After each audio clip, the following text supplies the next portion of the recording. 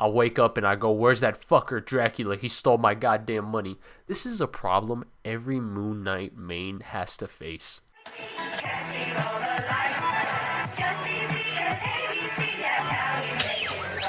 Okay, now picture little Bobby, just a young'un run around with his man's hammer in his hand, feeling like a man. Run, motherfucker, run for the po-po, get the gun, put it to your brain like goddamn. Everybody know you ain't about it, everything you talk about. Moon Knight was a character that I don't think many of us were really expecting much from at launch. I mean, most of us watched the show, but I don't think we really gave a shit about him aside from his random bullshit. Go! But who knows? We could have had a few Moon Knight fans. And if you say you were one of them, I'd say you were lying. For those who don't really follow the character, I'll go ahead and break him down for you real quick. To give you a really big spark notes on him, the character's real name is Mark Spector. He appeared in the 1980s Marvel comic titled Moon Knight issue number 1. Here we learn that he was a mercenary working for a guy named Bushman. Pretty much, while in Egypt, things went wrong. Bushman turned on Mark, leaving him for dead. And here Mark found the tomb and statue of Khonshu, an ancient god and like strong deity. I don't know. Pretty much what you gotta know is here's where he donned his power and his new persona. If we fast forward a bit, then we'd have to get into like a schizophrenia disorder where he has alter egos and one of them just kind of likes to beat the shit out of people. So I mean, that's just the most you have to know about him and his different personalities is that he's batshit insane and needs serious mental help. But unlike Batman, he's completely unhinged and doesn't have the financial support Batman has, despite having a rich alter ego. Which brings us to his appearance in Marvel Rivals and how even in this game, he is still technically canonically batshit insane. He's crazy, but God, he's so crazy to use too. So with that, let's go ahead and figure out how to use him.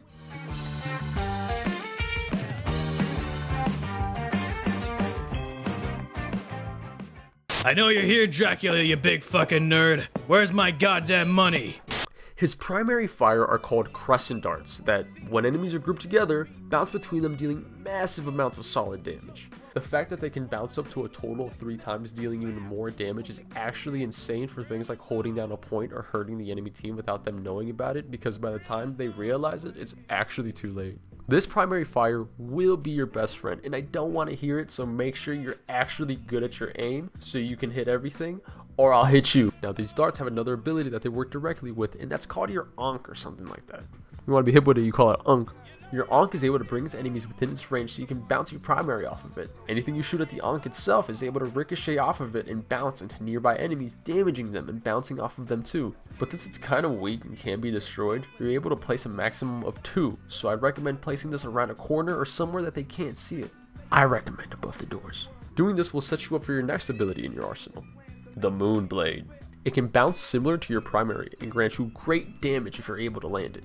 I can't land it because I can't aim. I won't go too much into his traversal just because of the fact that I feel like it's really easy to get into, but just know he has a grapple hook, can jump twice into the air to glide, and has a melee where he can knock his opponents up to set them up for another attack. One little free tip I'll give you as Moon Knight though, is that instead of looking for a ledge to grapple, especially if you're in a pickle, just look down, grapple, and then double jump from there. You can get way more air and get out of a quicker situation if you're in a control. This is pivotal because you don't want to be caught looking up trying to grapple out when you're getting jumped. Fight back, nigga! Last for Moon Knight's arsenal is his ultimate called Hand of Khonshu, which sees God open a portal and reach in directly to steal the soul of whoever's inside. It's pretty easy to get out of the way, so it's going to be best to use it when the team is distracted and focusing on someone else. Like that little fucker right there! Another thing about Moon Knight that lots of people don't realize is how quick his ultimate can charge up. I mean, just causing a lot of damage can charge it up really quickly, so you can take a look on the screen here how it's just charging up fast, so keep that in mind when you go ahead and playing as him, because you might be able to just spam his ultimate if you're a really good player. Alright, now put all these skills together and what do you get? A schizophrenic maniac. While yes, it's so fun to be like everyone and push up and grab all the kills, that's not going to be you, you fucking jackass. Don't forget about those little fuckers in the back right there. Yeah, they need help. They need help. Honestly, a good Moon Knight player will probably be in the back, helping out your healers. He plays great at range and taking out enemies in the back line, while helping defend against any Spider-Man and Wandas that might show up to bother your support. Pro tip number 2, like we said earlier, place your Ankh above doors or in places where they can't see. It's a great place to hide it and would force them to have to come out to get rid of it, making them a sitting duck anytime they have to pop their little heads out. Use your corners. Be cheap.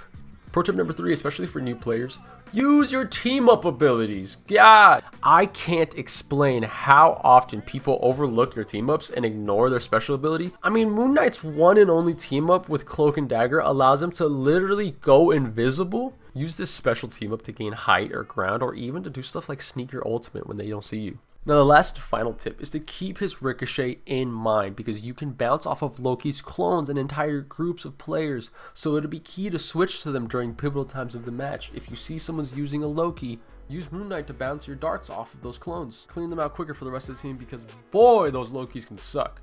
Now, how do I feel about him for dummies and new players? I mean, yeah, he's a solid character with enough traversal to give him an edge over other players.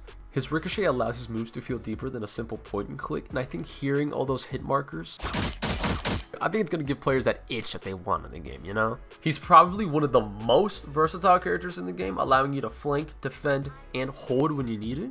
So if you're interested in Moon Knight, hop in. I think he's beginner friendly, and just from making this video, I think I might actually switch my main to being him.